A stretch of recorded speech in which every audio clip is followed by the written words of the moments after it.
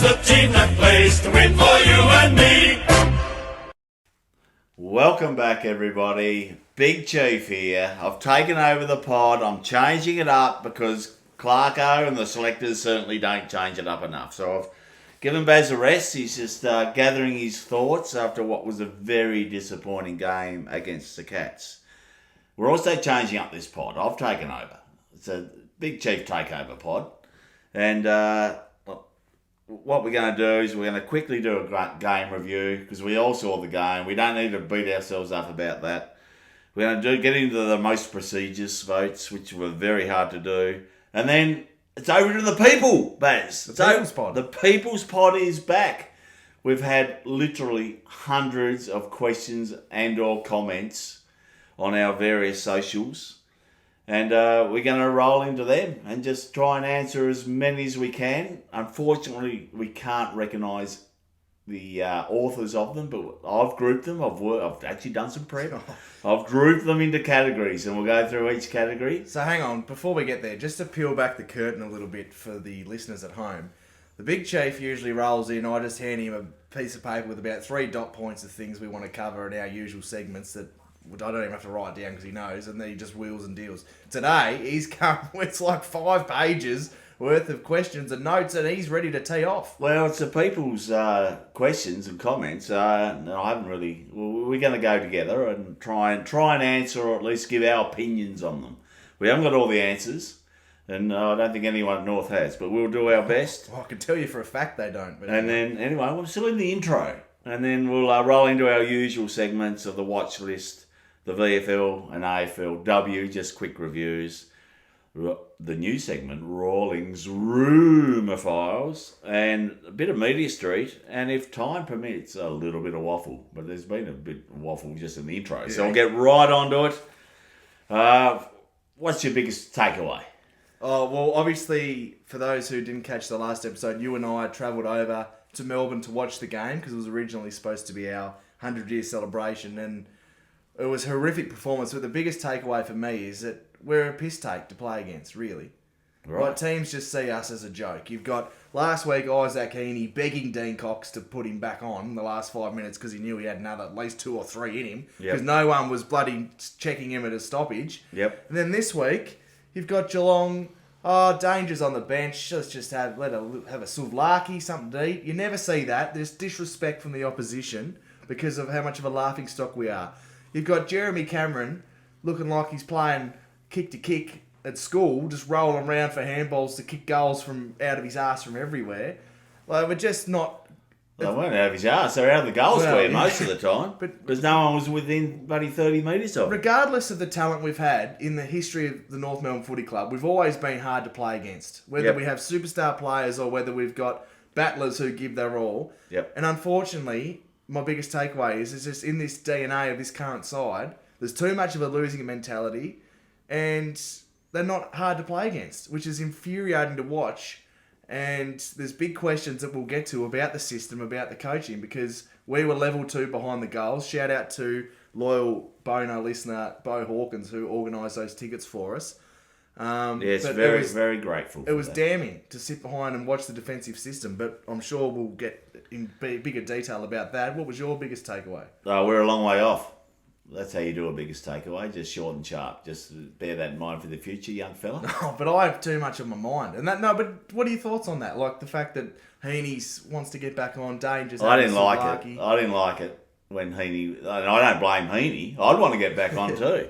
I reckon you'd nearly get one. And I would have kicked 5. No one would have played on me. No one played on Cameron, and he's a hell of a lot better than I am. It was ridiculous. And I knew... They're trying to get Cameron to 100 goals. So they see us as an easy target. And they were always going to feed him. And, I mean... He must have had a shower in about 3 weeks because no one stood within 30 metres of him. Finally, in the last quarter, Toby Pink went back shoulder on him. And then he got a bit of separation, about a metre, and I yelled out, "Back shoulder, Toby!" And he sort of got back on his back shoulder. I loved it. But... I think it was just, and Toby didn't play on him for the whole game, but he was on him for that moment. He actually went back shoulder because I don't think Logue knew who he was. Logue must have got the blue and white confused. Thought he was a teammate. It was horrendous. Anyway, let's go into some talking points. We'll quickly go through the game. We're not going to do the usual quarter by quarter because it's too depressing. No, it's not because of that. It's because we didn't take any notes sitting there. Yeah, but we still could have. But there's so many questions. We don't want the pod going for 3 days, so we'll run through this. My observations of the game, sitting, as you said, thanks to who? Bo Hawkins, Correct. who got in touch with you and got us an upgrade to the Premiership Club. Is that what a Medallion Club? Or Premiership Club, I believe. Yeah, Premiership Club. It was fantastic. So much appreciated. Anyway, Geelong, bigger, stronger, faster. The hands free, we still can't tackle. When we tackle, they still get the hands free and can release an effective hand pass, and it drives me insane because we can't do it when we get tackled. We either dump kick it or get hold of the ball. And then once they got it to the outside, we could not touch them, and they just kept working to the outside. Then they'd hit targets in the forward line. It was a very simple game plan from theirs. Well, I just want to interject for a second here for all our listeners. If you haven't watched, it's about an 8-minute segment on First Crack. You have to watch that. I'm not one who watches a great deal of the footy shows during the week, but it got sent to me by a listener, and I watched it, and it is as damning vision as you will see. Yep. And I'm talking the midfield, just because that's what you're talking about now. Bees to a honeypot, no defensive accountability, and that's why. Because you sit there at the game, and if it's down the other end or sort of a bit far away that you can't really see the matchup, you're thinking, how are they getting this space? But it's perfectly outlined there that our midfield just aren't defensively accountable enough. No, that's correct. And then we'll get to it a bit later on, but the vision of some of our defenders, my God. But anyway, keep going. Okay. They get their players forward. They've got multiple loose options inside 50. And they also hung back. And some may call it downhill skiing. I'd call it knowing your opposition and that we will inevitably turn the ball over. And then they're just waiting. Sometimes they had 3 on their own inside 50. 3! But you've got to watch the vision, Chief, because I'm going to go there now. On First Crack, there's 3 North players every time standing near each other, guarding space, guarding nobody. And 50 metres behind them, there's not just Jeremy Cameron, there's another Geelong player every time out the back. And this is the biggest thing, another big takeaway from the game, how underrated and harsh some, including myself, have been on Luke McDonald. Because not only his defensive toughness, but the leadership that he brings, because there was no leadership out there in that back line. Griffin Logan, Caleb Daniel, experienced players, both horrific in terms of on-field performance, but then leadership as well. Core, another one that we love to sort of hate. At least when I go to a game, I see him pointing, I see him directing. There was none of that. So, the only time the back line looked semi-organised was the last quarter when Charlie Comben went back there and used his voice. Yep. So that really pissed me off from experienced players that we've brought in through trade, and they've both been F grade trades. Yeah. Our defence, it's a high press that Clarko wants, but we can't get the pressure on, and they just walk it through it and out the back. But where's the game? Where's the change? Where's the, all right, this is not working. We're 70 points down at half-time just about. Where's the, let's go to man for a quarter. Man on man. Let's just try something else. And that's my big knock on Clarko. Where was Zerha in the middle? It took for the last quarter to get Foss in there. Where's the changes? Why not put Colby through there? There's just an acceptance to play the same 3 who are getting beaten time and time again. Right, can I pull your reins in? Because we're trying to do a game rundown and you're going into almost a listener venting area. I'm not happy. All right. Okay, so one of my biggest learnings from watching behind the goals is when Geelong get an intercept mark deep inside defensive 50, what do they do? Turn and go. They turn and go laterally, even as it doesn't have to be their users, they just turn, hit the kick across, like it's parallel, it's across the goal. But what happens? Someone works hard to receive that kick, and then that person then goes. And we haven't got nearly enough time to set up our grid, defensive zone, whatever you want to call it, press to hold them in. Because they go straight away. It's instinctive. They just go. We get it, and I love Toby Pink, but it's not just him. It's Griffin Logue. They get an intercept mark. Fantastic.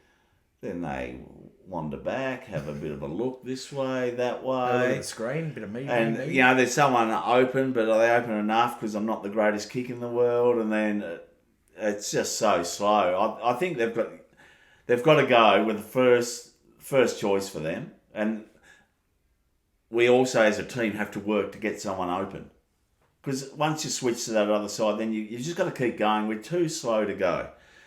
Anyway, that was a stark difference in the teams for mine. And conversely, setting up the grid. If we did get it, they were very quick to switch from attack to defence and set up their grid to hem us in.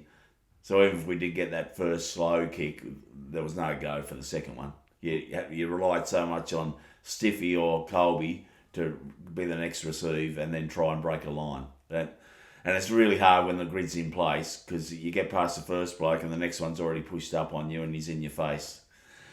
But that's what the good teams do, and I'm not going to say we're not there yet. We're nowhere near there yet. Nowhere near it. Because the thing with Geelong, and it's good you're bringing up the grid, we try and implement the same, but the problem is when one chain breaks, the whole thing falls apart. Yeah, that's right. And the good teams have it drilled into them, and they're defensively accountable, so everyone plays their part, where we have one or two that are slightly late or slightly off, and everyone looks stupid at the end. And it's not a talent thing. You don't have to be a top 10 draft pick to do it. It's probably more a hindrance if you are, because you're not normally defensively inclined.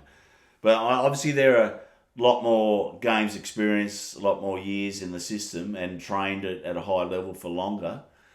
But we've got to get there. We've had 3 years under Clarko. And I'd hate to play them down at their skiddy ground because it looked bad enough at Etihad. Marvel, as it's called nowadays. Imagine down at GM8, what is it? GMHBA, Alphabet Stadium. Cardinia Park, let's call it, yeah, which is a lot narrower. No wonder teams kick it out in the full and can't get through them there. Anyway, we'll try and move through this quickly. We're going back on that. We're too assertive. And we should have changed it. We should have gone back to under 12s, just back shoulder, like man on man, like under 12s basketball, whatever you want to call it. And our forward line, conversely, just stand and put the hand up. Don't they? There's no movement. They just stand, unless it's a really quick play on a turnover. If it's a normal sort of play, they just stand there, kick it to the pocket. Chom and Darling sort of contest the same ball because it's a long high ball, which makes it harder. Or it makes it easy for the defenders to get a little push in or a little bit of a grab or a chop of the arm because there's so many around the ball, the umpires can't see it. And then our crummers can't get it. They just get it and they're away and through whichever way they want to go because they'll get it to the outside and it just slings shots up and Cameron's on his own inside 50 again. Are you happy to finally admit that I was right about Chom? He's on the rundown. We'll get to that. And my last thing in bold is blind Freddie could see, and I've already mentioned this, they're going to try and get Cameron as close to 100 goals as they can. And to do that, they've got to dine out. They've got a fairly soft draw of the top four. So every time they get a chance for an easy kill, like we were, they're going to feed him. So put two defenders on him. I don't care. Let's start with one. Well, remember Clarko when the Favola was going to kick 100. He basically instructed the whole team.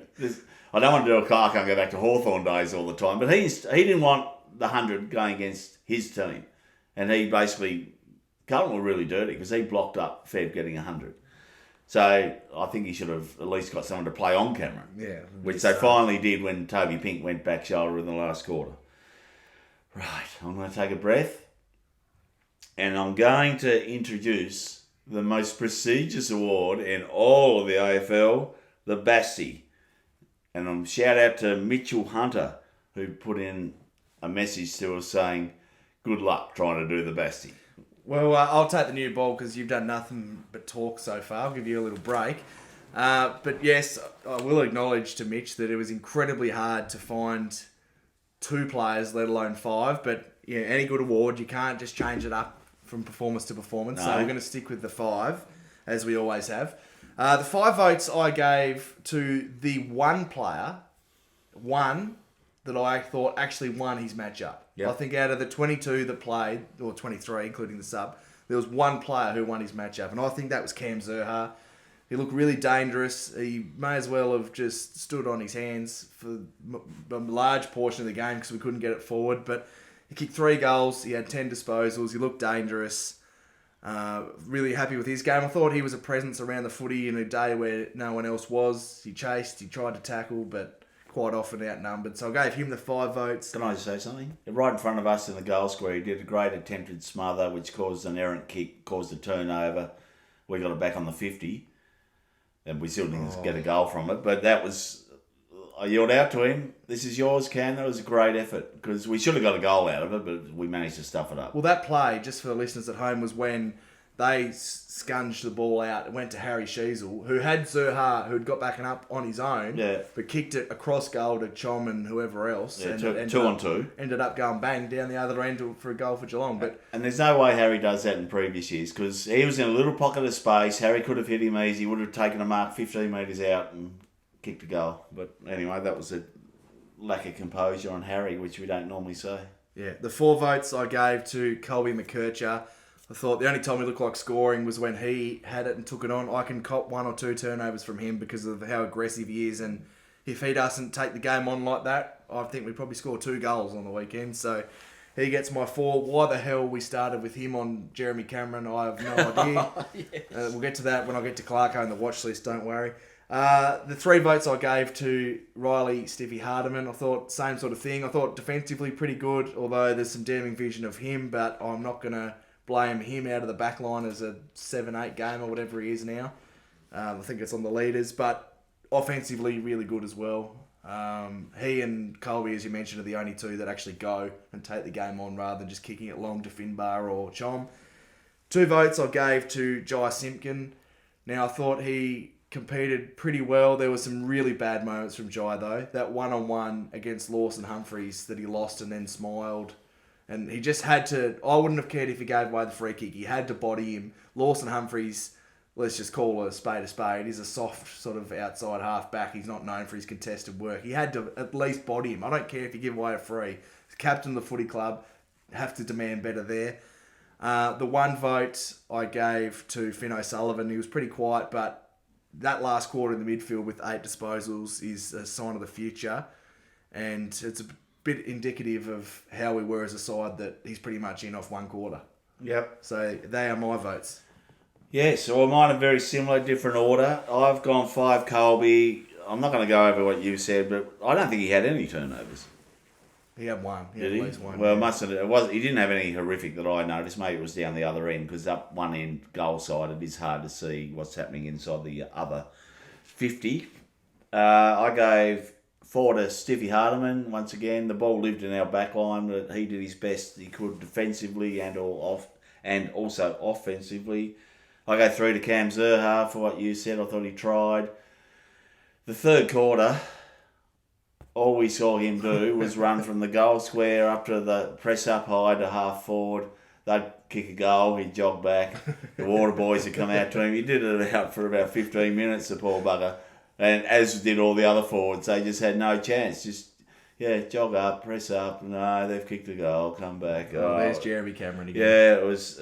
I feel for him, but he certainly did his best to impact the game. I want to talk, not this pod because we've got a lot, but I want to talk in a further pod about his season so far because I don't think it's been talked about enough. He's had a really consistent season. Which has always been the knock on him. But anyway, this is the Bastie. I'm leaning 2 to Jai. I thought he was our most dangerous looking midfielder. He got it well on the outside a couple of times. I didn't really notice at the game any turnovers, but I know he's had some, and they were probably up the other end of the ground. He had 1 bad one in front of us, but I thought his ball use in total was better than what it has been. I thought he tried. He looked the most slick of our midfielders. And he got them in the huddle. I think he was trying to motivate them, but I mean it was flogging a dead horse, wasn't it? And Foss, I thought Foss all game looked dangerous. I know he had a lot of handballs, but he was trying to take the game on. I thought his handballs, they're not just, oh shit, I'm getting tackled, get me out of here handballs. They're actually, he's looking for the best option and trying to be aggressive with them. And I'm glad they finally changed up the midfield mix and put him in the last quarter. Just going back on you saying Colby was on Jezza. Well, Jezza likes to play up around the 50. and you just lose them on the way back. So he was up there. There was, I think Colby, I think CD was standing next to him. So that's a great. At one I stage, never want to see him in the centre bounce again. That's a great matchup. CD and Jezza. Yeah. Anyway, he did play deeper later on when they were trying to get him to 20 goals for the game. He barely had a couple of snaps around the corner. He could have kicked. I don't think he left the 50, to be honest, except for the first quarter when he jogged up and came back. But then he thought, game on for me today. I'll just stay here in the 50. And they did let us press up high, knowing we'd turn it over, and they'd just get easy goals at the back, which is exactly what happened. Right, let me go to the leaderboard now.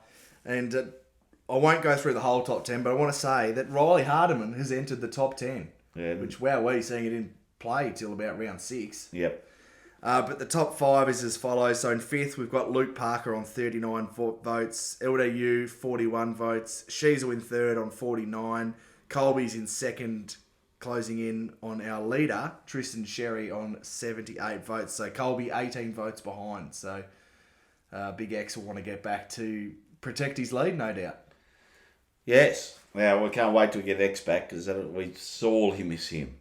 Right, now thanks to all our loyal boners out there in the boner universe who are incredibly frustrated and posted hundreds of comments. Literally hundreds. We love the passion. We love that we've got so many people want to interact with us, and this is our favourite part of the pod, to be honest, the questions and the comments.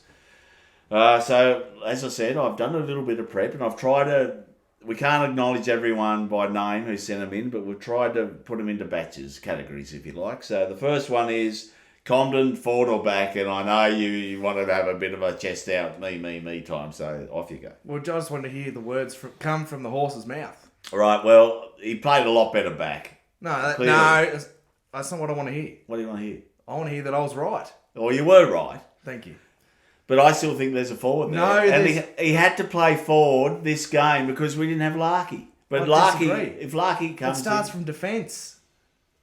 For us the ball lives in our defence. For us to be any chance, our defence had to hold up. And our best defender, we've sent forward. And I think he must go to the forward group and put soap on his hands. Because he looks like he couldn't catch a cold every time he goes forward. He looks horrible. And he went there in the last quarter, had about 6 intercept marks, and was our best player in the last quarter. He almost got in the Bassie on his last quarter alone. But, he needs to play back. I still think there's a forward there long term. No, there's not. Oh, okay. I think we might have one in the 2s that might have kicked 4 goals.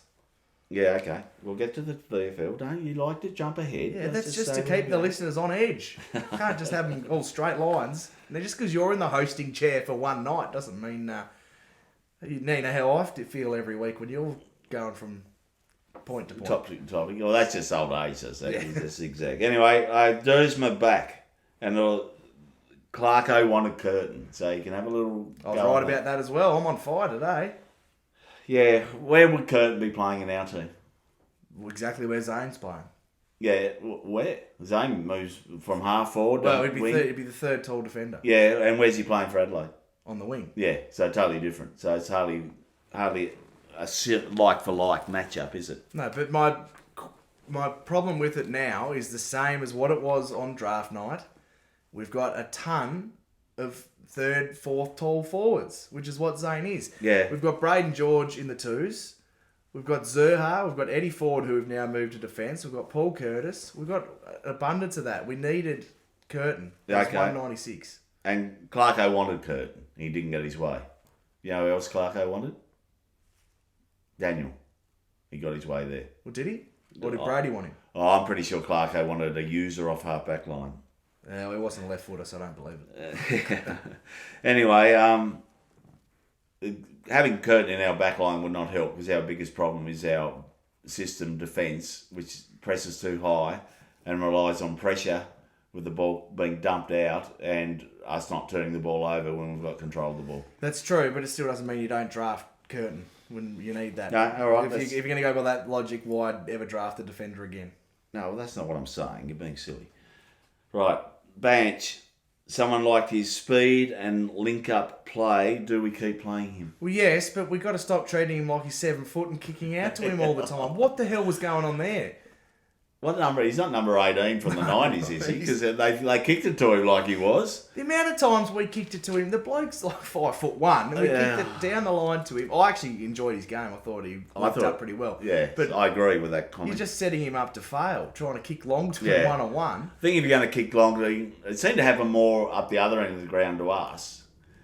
But I think you've got to at least let him use his asset of pace and run onto it a bit. So don't just dump it on his head. I know it's hard when you're under pressure coming out of the back line.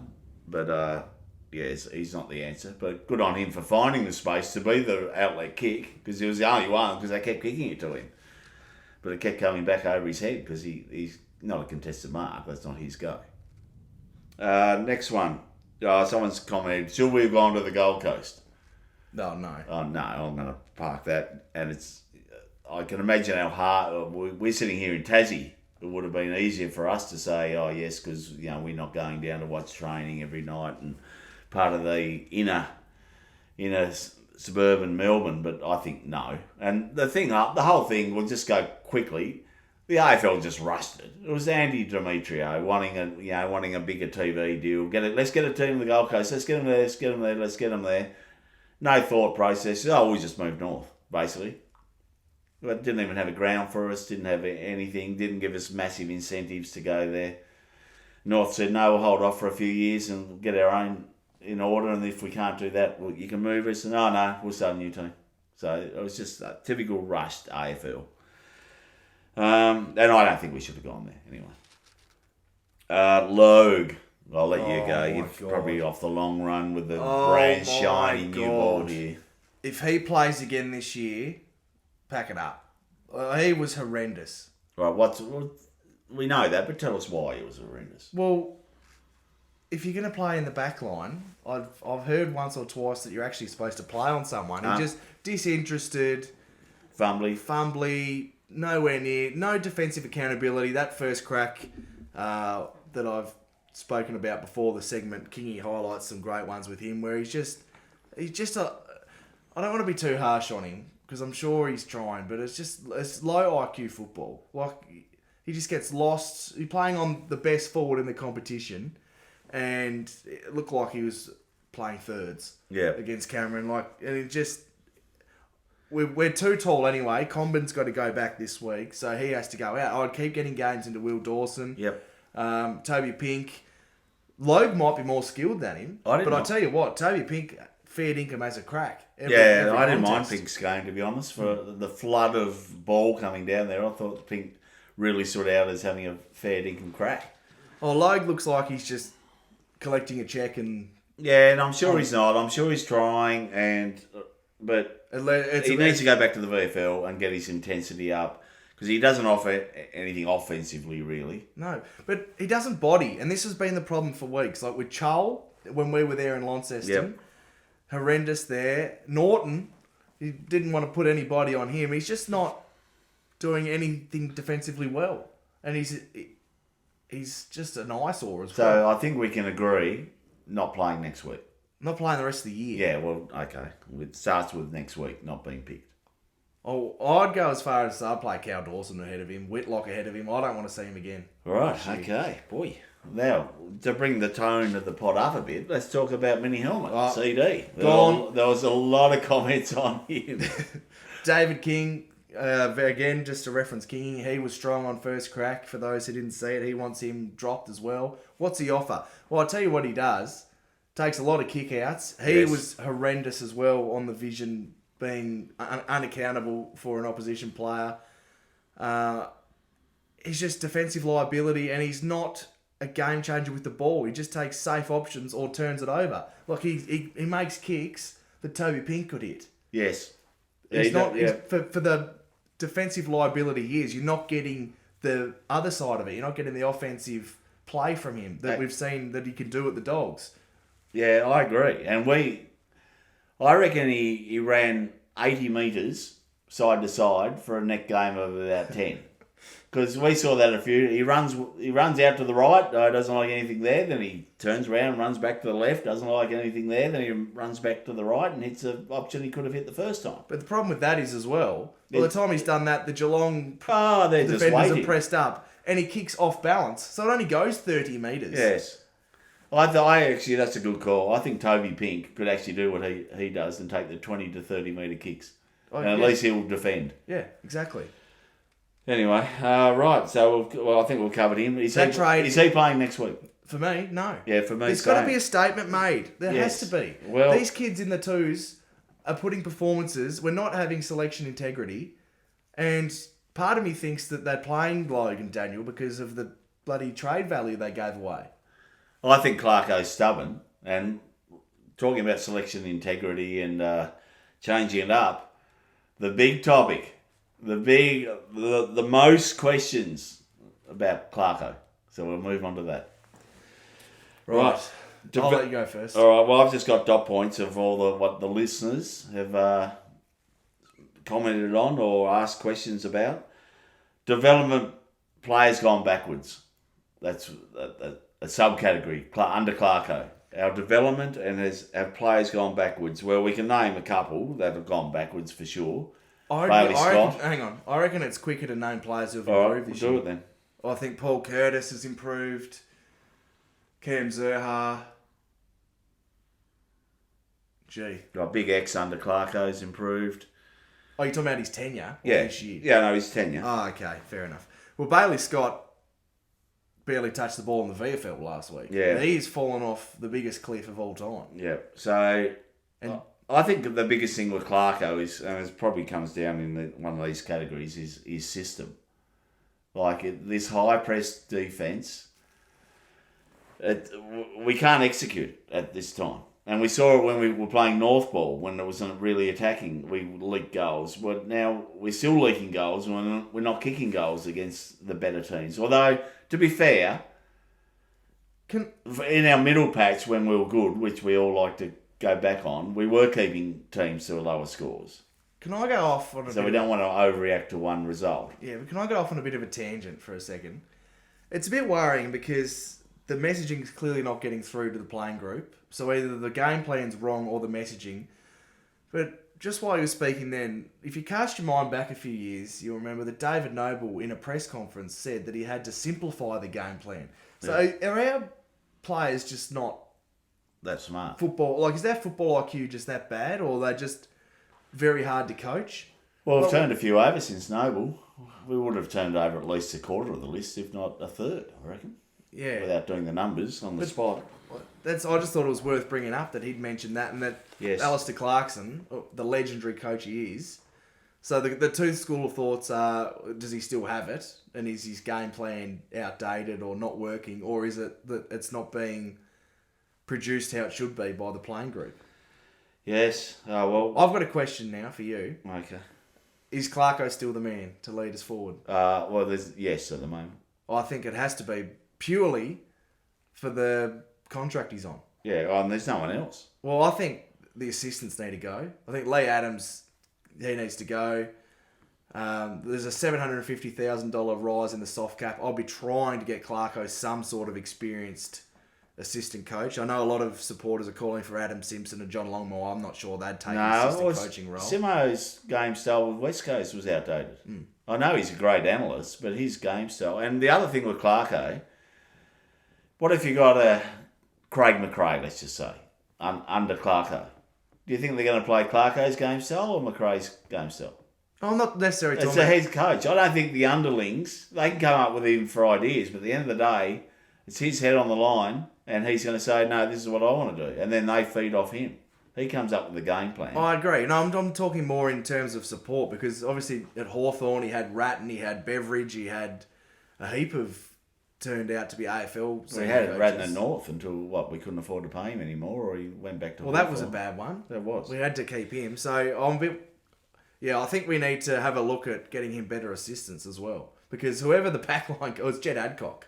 Well, that's not working. Yeah, but it's not all on the back six. It's on team defence. No, but you haven't watched it yet, so go and watch the Kingy thing. And I know. But, yeah, they've got to be... But they high press. That's the whole thing. They high press and then it gets leapfrogged. Or they work it out wide. Watch the footage. There's so many times. There's three of them standing within 5 metres. They could hold hands just about. While Jeremy Cameron's 40 metres behind them in the goal square. There's just not... I don't know whether it was, as I mentioned before, not having Elmac and people out there with the swiveled heads and accountability. It was horrific. Can I be a smartass and say perhaps they're all having the little huddle after the goal, pre-goal? They're having the pre-goal huddle. I wanted to mention too for our listeners who might not have been at the game, you spoke about huddles before. It was interesting to note that the playing group got in a tight-knit huddle after the game, and I reckon Chom, because he was... Are we going to go into that? You're jumping ahead. Well, so I don't know what you're talking about. No, well, you haven't read the rundown. So, this is an absolute role reversal tonight. Third year should be improvement. Well, they should be, yes. We've seen patches. Well, there has been improvement. Yeah. But just not to the level. level. It's these big losses, and we can't be too negative on the one smashing, but... Well, I flew to Melbourne to watch this. I went 10 minutes down the road to Utah's and watched the same game against the Hawks. So I'm yet to see a good performance live from us. Well, West Coast haven't been beaten by 100 this year. Essendon haven't been beaten by 100 this year. I don't think we're being too harsh. And I think it could have been 150. We actually won the last quarter. Yeah. And they missed a few gettable goals along the journey. Yeah, it could have. Oh yeah, it could have easily been a 150-point loss, and that's not. But I'm proud of the boys for not lying down and winning the last quarter. Right, selections, players, but being played, or selections first. Yes, they've got to wield the axe. Let's sharpen the axe. We've already mentioned Loads and Daniel. I wouldn't stop there. No, I wouldn't stop there, but they're the two we've mentioned. Can we mention some others? Yeah. Constanti, gone for me. Dill Stevens, gone. Yes. All right, that's it. That's a couple. That's all it's for. There's more. Yeah, okay. But that's just off the top of my head. Yep. Plays being played out of position. Well, I didn't mind the experiment with Big Game Zane, Dersma down back. Who else played out? Oh, Chom, we've covered that. Yes, get him in the back line for the next 18 months. At least. You'd probably say forever. That's fair enough. I'm still going to say it every pod that comes up. He will be an All-Australian intercepting defender. I agree. The next comments were all about moving Chom back earlier. Well, he probably should have done it before the third quarter or three-quarter time. Agree with that. Look, how good did he look in the last quarter? Right in front of us. And let's go to it. No, we're not going to it yet. I've got a big comment on Chom and why I love him. Is he the man? We've covered Clarko. That's Clarko. We're still on Clarko in his category. There's lots of subcategories under Clarko. Game plan, can't move it out of the back line. Well, we can't unless Colby's got it or Stiffy Hardiman. Well, no, hang on. Let's just talk about it goes on to that. It goes on to 2 by kicks and 2 handballs, and then we're not even halfway. That's what he's saying. Well, the kicks are Daniel because they're only 15, 20 metres. And then, handball to players who aren't in much better position. There has to be enough run from the back to get a bit of free flow, unless it's Colby. But there's no movement up the ground either. So I've been strong on Caleb Daniel and I've pod him, but I actually feel sorry for him in a way because there's no one moving. Well, it's chess pieces. We set up like chess pieces and we just stand there. Well, we do. We saw it live. It's much easier to see live. We saw it at Utah's, and we thought, that's just a one-off. Utah's quite a big. It's bigger than Marvel. It's a bigger, wider stadium ground than Marvel. And we saw it again. They just stand there waiting to be used, and then if they're not used, when the ball's turned over, they're nowhere near an opposition player. So the game plan actually nullifies his biggest weapon, which is his ball use, to be able to kick through zones and hit those 45s. Yeah. Because he's being asked to kick it long to a contest. Well, he gets it back, and then he has to kick long to a contest down the wing. And one of our weakest areas is contested marking. With our best forward out. Yeah, now Ruckman, not that he takes a lot, but at least he can provide a contest there. And it just shows how important those two are. Yes. So, then another comment in the positives for Clarko is keep the coach. It's the players, poor leaders and skills. Well, I can't argue with any of that. No, I agree, 100%. So it's got to be on the players. The coach, he can only draw up a game plan and ask them to implement it. And best game plans in the world, if the players can't execute it, aren't good. So maybe you go back to what you commented on Noble. We have to just dumb it down. But we're not going to rise up do great things if we have a dumbed down game plan. But I just think it's similar to what, if anyone saw that Amazon Prime documentary they did during COVID, Matthew Nix, and this was aimed at Brad Crouch, this is going off topic a little bit, but it's relevant to North. Yep. He said he had a bit of footage about Crouch being asleep at a contest, and he said to the midfield group, if you don't want to defend, grab your bag and get out. Yep, like it. And I think that's what needs to be said to ours. I don't care how skilled Tom Power is or LDU. Yep. And I'm just using them as examples. Yep. If you don't want to defend, get out. Yep. Because it's killing the back line. It's a two-way game. There's goalposts at both ends. And you're exactly right. What else we got? Play's gone backwards. I think we covered that a bit. And Sheasel, he had a 27 disposal game with 0 impact. Yeah, on the weekend. This unnamed contributor, because I had to bunch them all together, named Bailey Scott and said he's had 5 different coaches in his first 60 games. That's ridiculous. For the past 3 years, he's had stability under Clarko, obviously, and he's gone backwards. And if you remember last year, Clarko early days tried him at half back, and that didn't work. And we said never play him at half back again because he can't kick.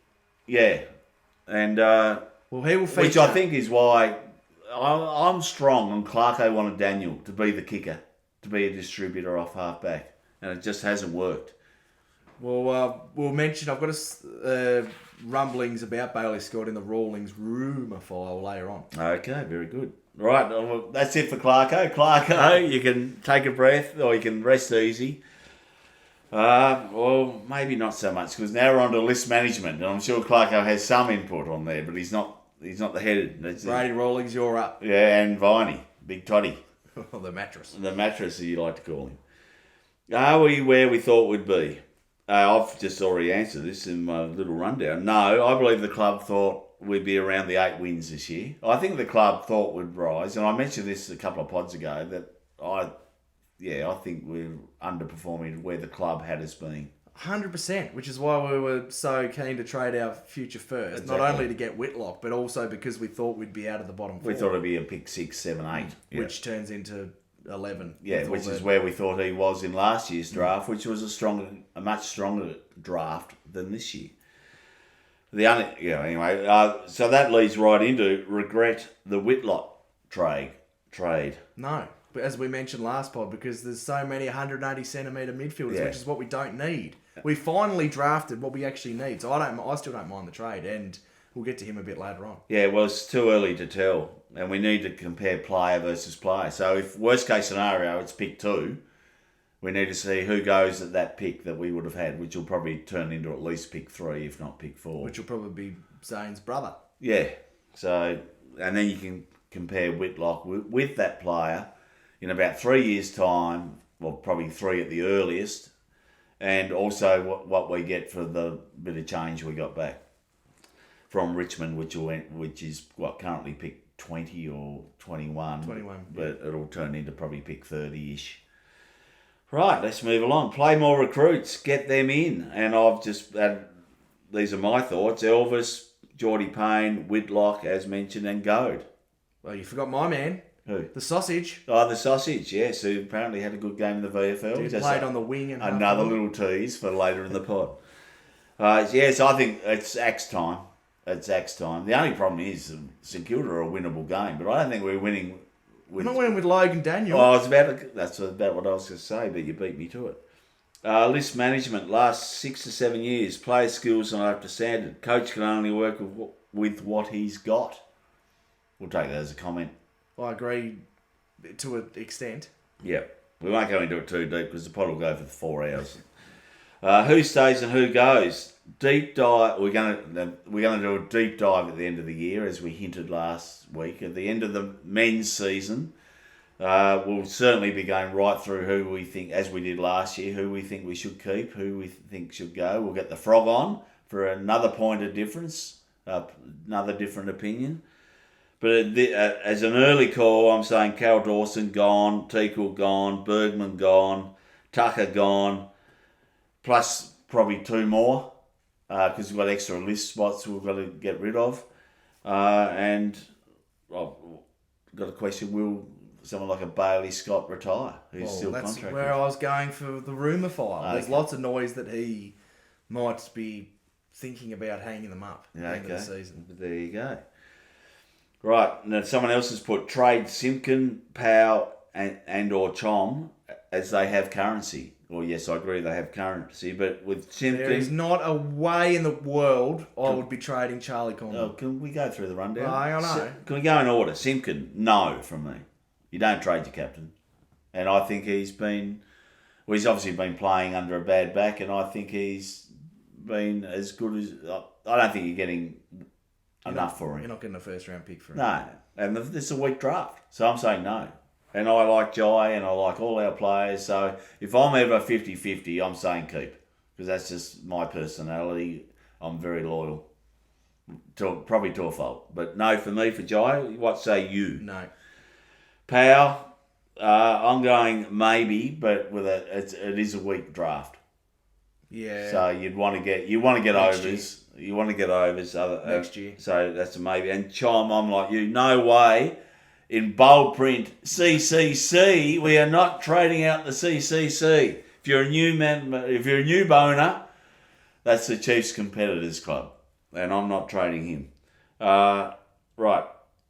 Someone's asked us, should we go begging for AFL assistance? So I don't like the term begging, but I'll say yes, but we're not going to get it. You never know if you don't ask. It's a bit like me on the pod last week. Said if anyone's got better tickets for us, get an upgrade, and we got one. So you never know if you don't ask. And thanks again to that kind listener, Bo. But they should have given us real assistance a couple of years ago when they gave us the fool's gold assistance. What they gave us, in simple terms, was Logue, who you're cutting in for the rest of the year. Tucker, who's gone, injured and gone, and not in our best 23 anyway. Fisher, not in our best 23. Jill Stevens, just in our best 23, had a good patch of 4 or 5 weeks, but has fallen back towards his former self. And then a couple of picks, which, tick to Brady so far, are used on Shotgun Dawson and Stevie Hardiman. Both doing well. Both doing well. Stevie's part of the best 23 for now. Yeah, he is. Yeah, and early in their careers. So basically, we can almost say they gave us Dawson and Harden. We've just got to wait till they get. And you look at the previous package where they said, let's send 2 best mates up to the Gold Coast. Noah Anderson will probably win the Brownlow. That's a whole different pod of what they gave to them. They didn't have to trade picks away. When you're enforced to trade picks away, it weakens those picks immediately because clubs know you have to trade. It's like if you're selling a house and you must sell. I mean, you're not going to get overs, are you? Or a car or anything if you're forced to sell. Anyway, that's a whole pod we could do on that. And I just say it's a lot harder now for weaker clubs as free agents won't come. This is than in previous when the assistants back in the early 2000s when you had your Richmonds and your Hawthorns and your Collingwoods all get priority picks, your Carltons and your Melbournes. Well, it's harder now because free agents are in and they won't come. And, the wise old AFL thought that would help the struggling clubs. Well, no one's going to be 8 years into a career and say, I want to go and spend another 6 on a bottom 14. Can I just talk and about can I just say, just before I finish, and player agents, therefore the players, have way too much power in the whole trade market. I agree. And I saw an interesting comparison last night from Tom Morris about Adelaide and how, when we beat them by 70 points in 2020 and the same spot of the rebuild. It is so much easier, and there's also been comments about Brisbane's rebuild. Adelaide, they don't have to compete against Port to get someone when they want to go home to South Australia. Yes. We've got 10 clubs in Victoria, and we're equally the least attractive. I'm putting St Kilda with us. Yeah. And Brisbane, they're in a rebuild. They get Charlie Cameron when he wants to come home. Well, they've got 2 clubs to choose from. Yeah. And that's what. And they've got a lifestyle. Get out of the Melbourne bubble. It's an NRL. Joe Danaher, for instance, went there because he wanted to get out of the Melbourne bubble, like Charlie Curnow reportedly does now. So it just makes them an attractive. And they've only got to beat the little brother down the road. Yeah. And same with Adelaide. Port's their little brother. So they've got all those advantages that we don't have. Of course, that rebuild's going to be faster when you bring in Jordan Dawson and Isaac Rankin. Yeah. Well, come on. Yeah. And Neil Bullen, like he's not a well beater, but he's helped He's a them. very good role player. He's like an upgrade on my man Kane. Yeah, there's no way Kane would have left bloody Jezza alone in the goal square. He'd have run from the bloody forward pocket just to make sure he didn't get an easy cheapie over the top. Bloody oath he would have. What do we say? Love you, Kane. Yeah, we love Kane. Right, I'm going to read the next question out from John Gray, who says, North are at risk of losing the next generation. My boys are 9 and 7. We've been bottom two basically their whole life. They've both told me North are their equal favourite team. If I didn't bleed North Melbourne, they would have been gone long ago. How can I keep them on board when games like this are being dished up? Well, it's very hard, but props to you, John, for being a great father and setting a great example. And I tell you what, if your boys follow North, they're going to be made of the right stuff, aren't they? Because they're not going to be a me type generation, expecting everything hand on the platter. They're going to learn the life lessons that you've got to work hard and earn things, and they're not just given to you in life. And that's a great lesson. But he's exactly right. I mean, he is right, and I'm frightened of us losing a generation. Well, and I'll give you an example. Because you go to school and your team gets flogged, they win 2 games, 3 games for a season, they're always in the bottom half of the ladder. You don't get the excitement. bottom half? Don't get the excitement. Bottom half? Don't get the excitement of playing finals. And I had a bit of an incident in the lunchroom today. Oh. I walked in to make my toastie, and a Geelong supporter was there with a bit of a smirk on his face when I walked in, and he said, "Are you going to burn your membership?" And look, I'm normally pretty calm, but I fired up. I said, "You do not burn your membership. You're loyal for life. You're a member for life." And I said, "I'm not some weak little pussycat type operator." And then he fired back with something, and I said, "I don't care. You're pussycats in the 80s. You were around for a long time as a boner." And I felt a bit bad after, because I thought You just cooked him. I cooked him, and he probably didn't expect it. He's not a bad young fella, but he didn't expect the big chief to fire up, and I did, because I'm not. You don't give up, and that's the lesson your young fella's going to learn. And you've just got to sell them the dream, sell them the hope that we will turn around.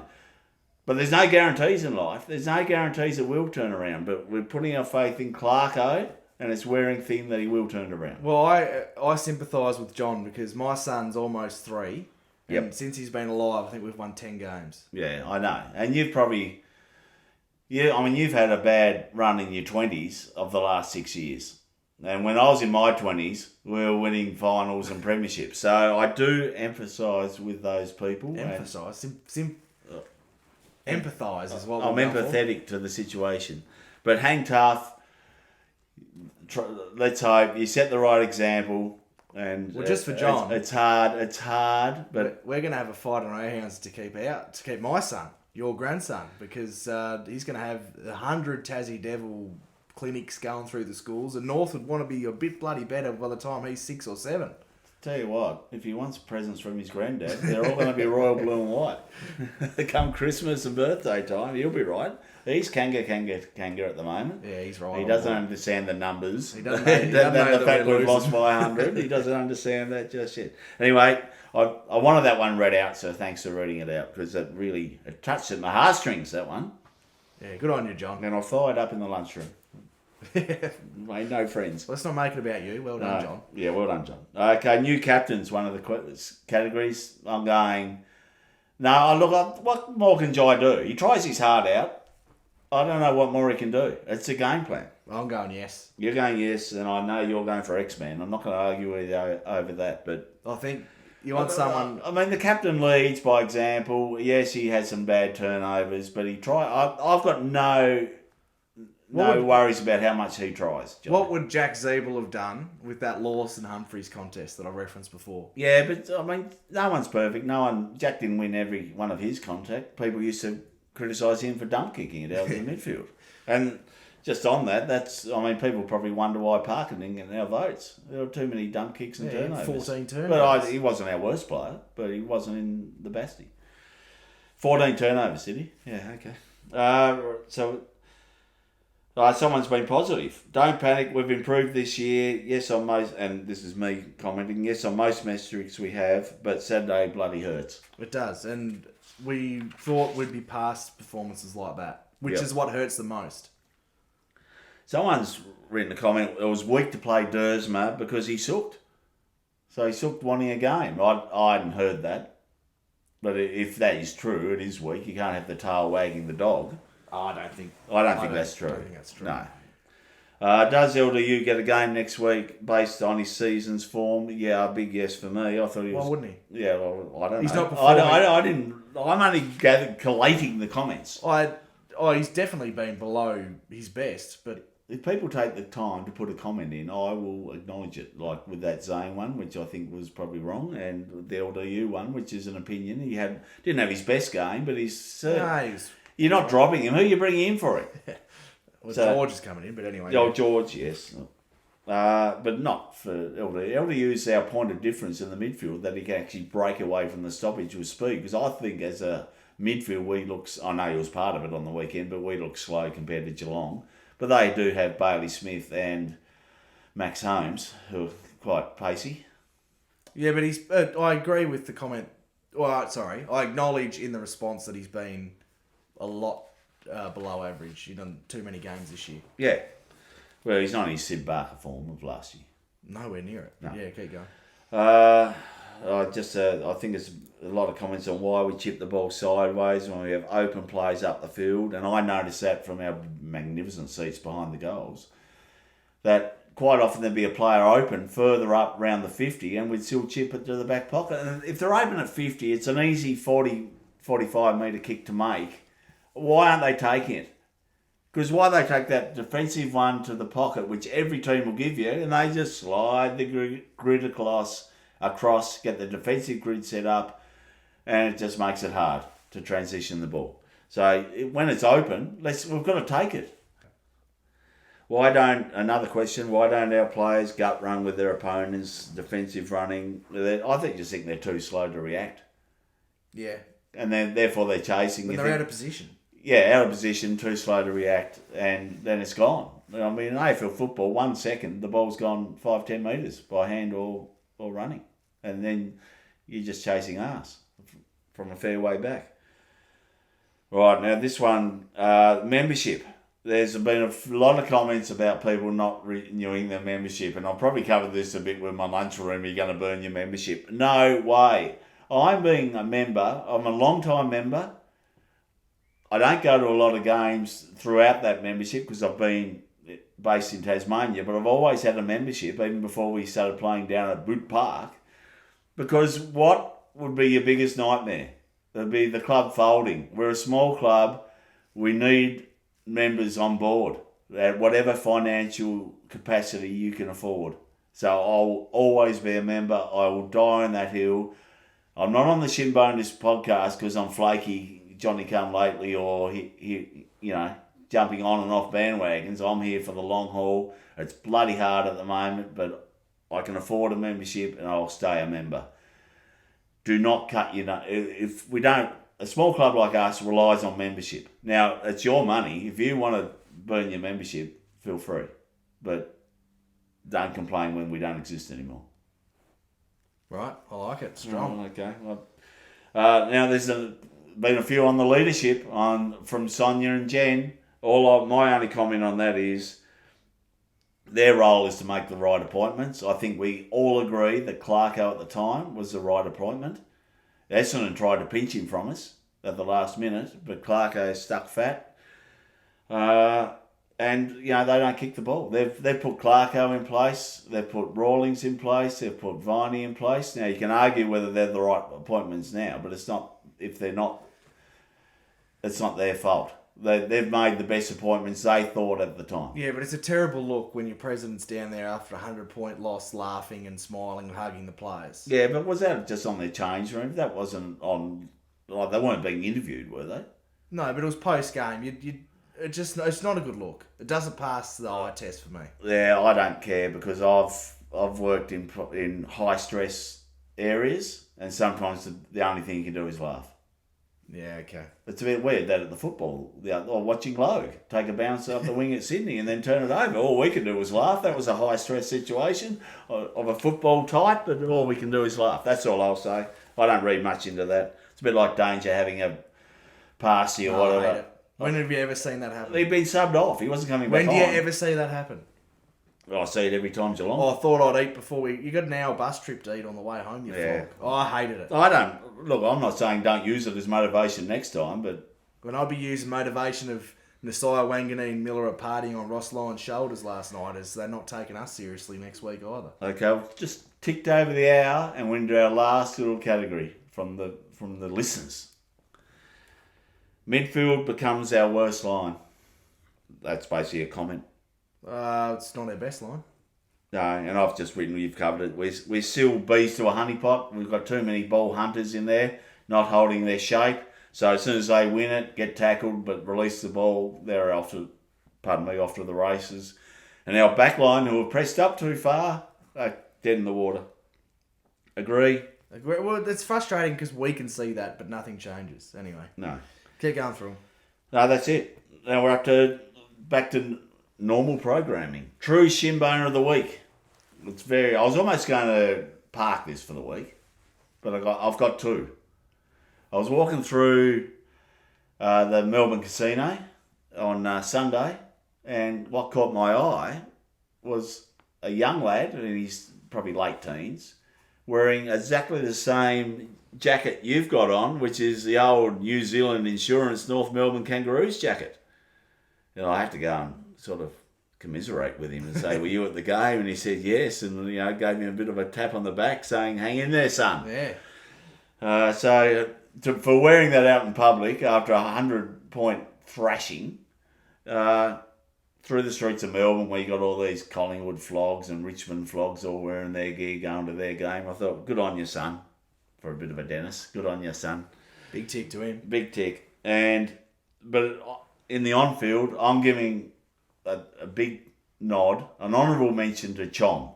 Like, played forward, got flogged, came back in the last quarter, won a lot of contests, got a lot of intercepts, had a horrendous turnover, then was back in the goal square for the 6-6-6 restart. And I pointed out to you, because he was right below us, what was he doing? He was pumping his chest, dirty on himself, pacing like a caged lion, just couldn't wait to get to the next contest to make up for it.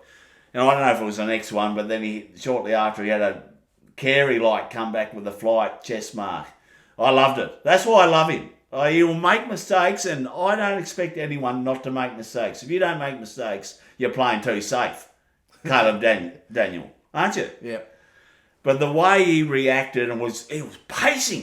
He just wanted to get out and rip him apart. I loved it. Anyway, enough from me. You have a talk for a while. No, I think, it's slim pickings, but it's probably either Chom or like I mentioned before, I thought Zerha tried his guts out all night on very, very limited supply. Yep. All right, moving on quickly to the watch list. You've got a new nomination.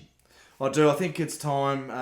Might be harsh because of his age, but I think Jacob Constanti, I think he had 2 disposals or something. Like, he was non-existent. So he's going on, and Payne comes in next week for mine. Right, who's the first name on there? Well, Bailey Scott played in the VFL and didn't do a lot.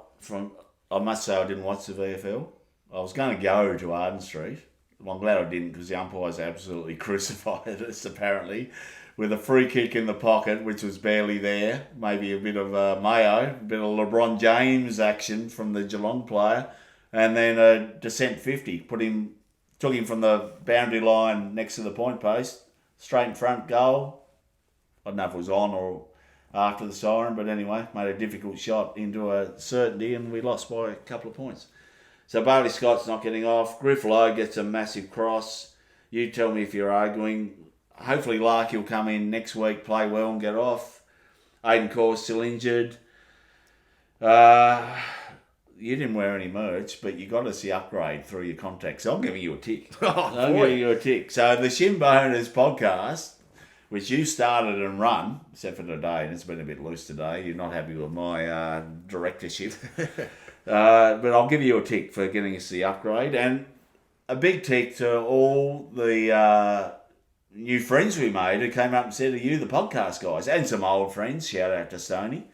But yeah, we had a few people come up to us and It was awesome to meet introduce everyone, themselves. as always. Love it. And just a big shout out to everyone who turned up too. Oh, yes. Because you knew there was no positivity coming in. It wasn't, we're a chance. Like, No. even the most positive of North fans thought, I think the most positive thoughts were, I reckon we can get within 5 goals. Yeah. Well, Nobody had us winning, but we turned up, as we have the last 6 years through this shit. Yep. So well done to everyone and who did. an even bigger tick to those who stayed for the last quarter, because we actually won the last quarter. And we actually played something that resembled football. The North Roys are never getting off. And Cal Dawson played in the VFL, didn't watch it, as I said. Fisher's still on, he played in the VFL. Clarko, look, No, I'm not getting Cross. And while we're talking about Clarko, Cross. Okay. for God's sake, I don't give a flying you-know-what that Hawthorn drafted Luke Bruce in the rookie draft. I'm putting a ban, if I was in charge of HR in terms of media management, I don't want to hear a single thing about Hawthorn anymore. No, You coach at North Melbourne, you're almost 3 years through the rebuild. Yes, you had to miss a lot of the first year, that's understandable.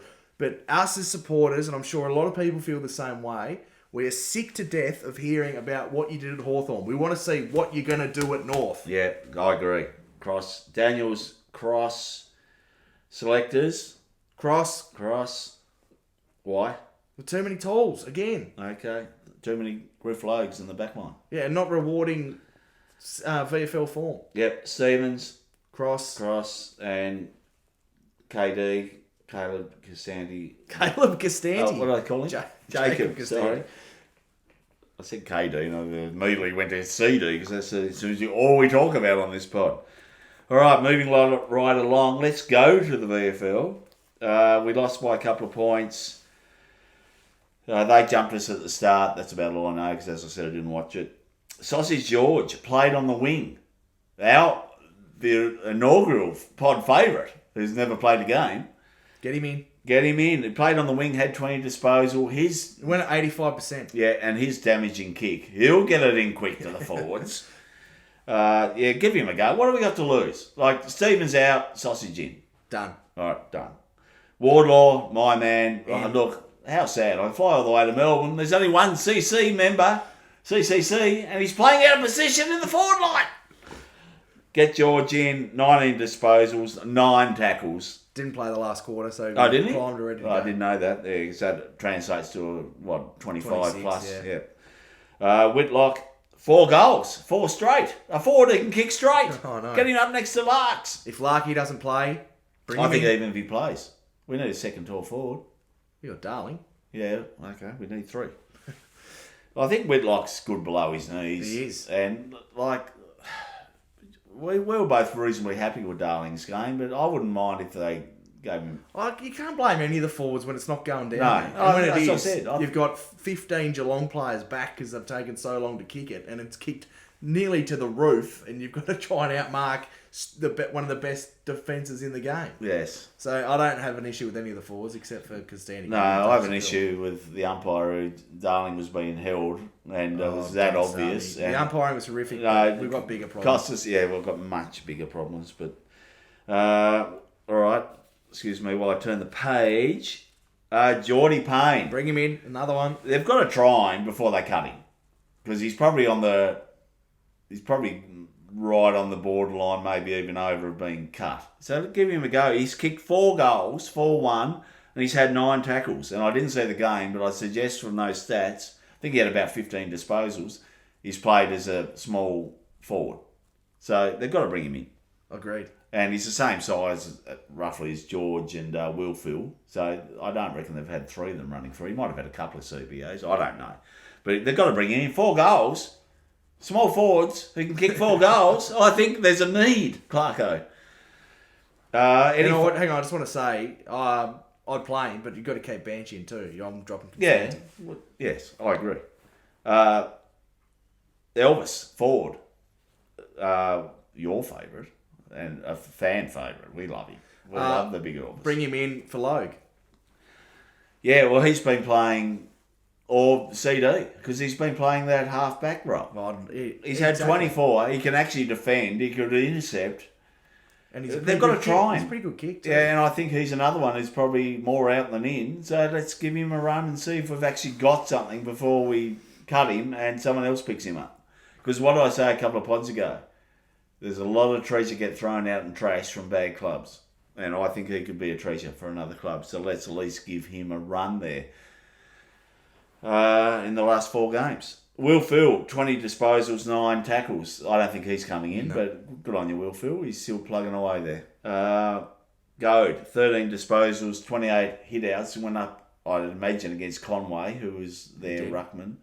Beat him with hit-outs, and I think Conway got him for disposals, but you don't know how many of them are junky. So keen track watchers, he was very impressive. Yeah, good. Well, keen watchers of the VFL, not track watchers. Get him in and give Teakle a rest. And I don't think Teakle was horrendous, by the way, but I think the future's Goad.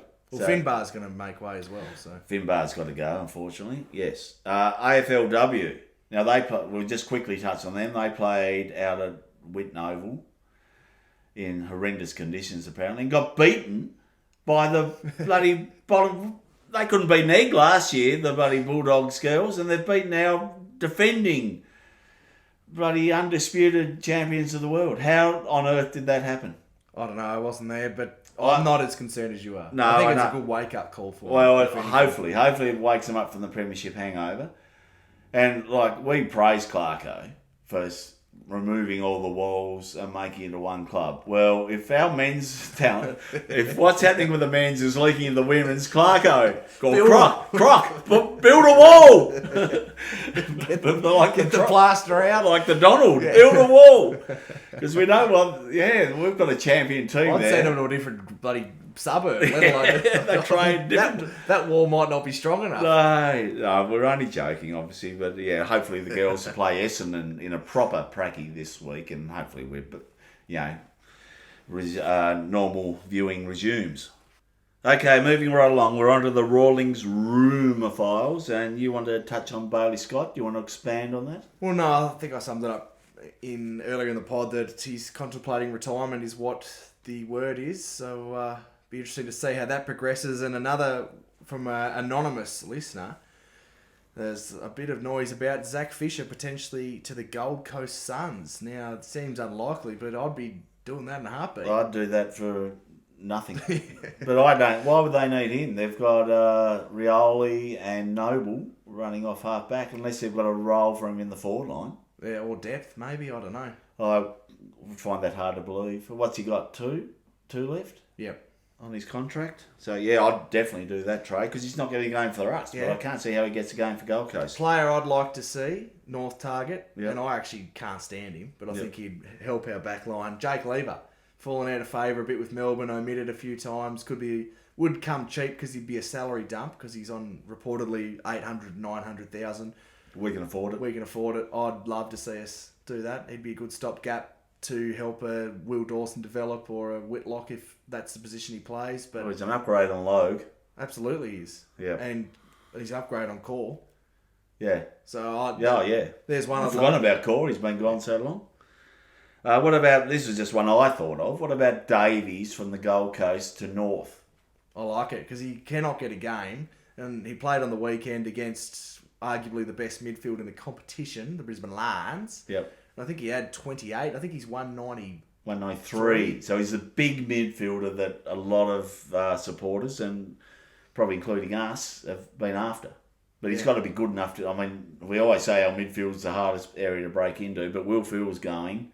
There's always going to be injuries, and I think at 193, he was part of their academy, I believe, so he's a high-end talent and can't crack their dynamic midfield and won't, while they keep bringing, just the assembly line of academies. Well, I think he's better chance to get a game with us than he is them, so I'd like it. Yeah, and he'd be an upgrade.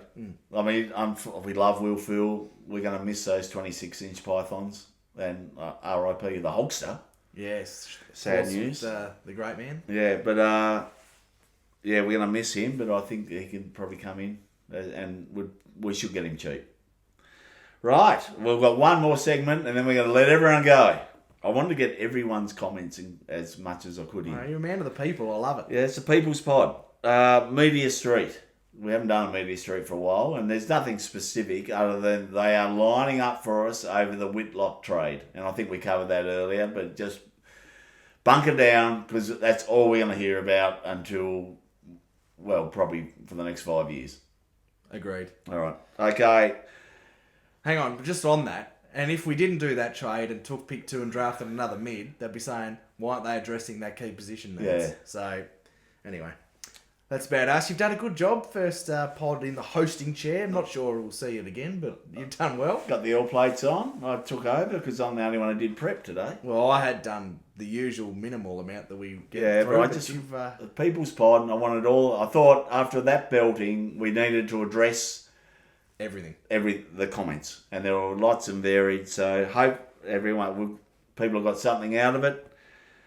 Big game against the Saints. I'll be back up and about, and the positive chief will be back, and we're going to smash them. Until then, calm the kangas. I'm not quite that upbeat, but of course we'll be back. We're going to do a Friday pod this week for our preview, so we have the full teams. We can analyse the matchups and have a little look at selection and see if they might be listening and try and get themselves off the watch list. Thanks for your support. I think this is our longest ever pod. Plenty of big talking points. Let us know in the comments your thoughts, and please subscribe to whatever listening platform you're on. I've just realised I forgot to reveal the winner of our prize pack. So we might do that right now, Chief. Will we? Right. We'll do it on the fly. I'm back. You're back? I'll have to do another sign-off now. I'm No, getting up and about that. And we're parking our favourite number 31s because we've gone way too long.